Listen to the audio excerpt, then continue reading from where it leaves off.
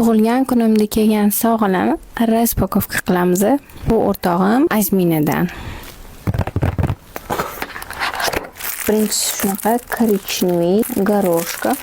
Bunaqa garoshka. Rahmat. Endi bu yerga ikkita kichkina podarkamizni ochamiz.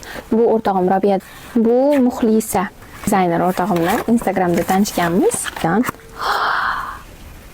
Mazaligini qaranglar. Voy. Прям нежненько qizlar.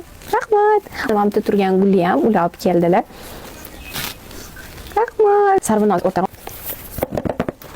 Wow. Прям pink sumочка. Rahmat.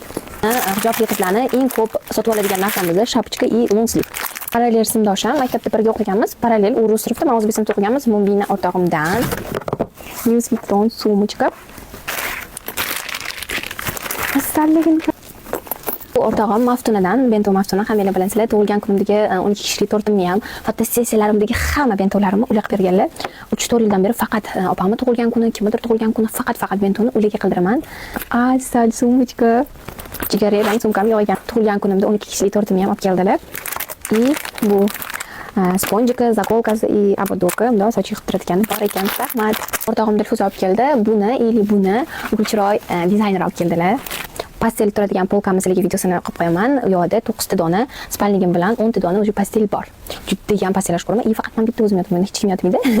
Mana shunaqa chiroyli bejli rangda pastel olib keldilar. Juda ham xursand bo'ldim. Menga juda ham yoqdi. Ya'ni gul bilan buni olib keldilar. O'rtog'im Dilnur olib keldi. Bu ham Louis Vuitton ekan. Как buni ochib ko'rdim. Ichim qizib. Вот. Katta sumka, kichkina kashemobgan bor ekan. Shuni qaranglar, kengligini bemalol planshetlarimni, yana boshqa narsalarimni solib, bunday qilib ko'rsatib, bemalol ketaman endi. Ziyoda o'rtog'im videosini qo'yaman, shunaqa tortik bilan $50 berdilar. Buni La Safi, ya'ni mana do'ppimni yasab bergan qiz sovg'a qildilar. Ha, buni Lashmakerim Durdanov ham sovg'a qildilar. Bu dastlabki keldi. Sharlarim ham. Raspakovka sizlarga qiziq bo'ldimi? Kommentariyada yozib qoldiringlar.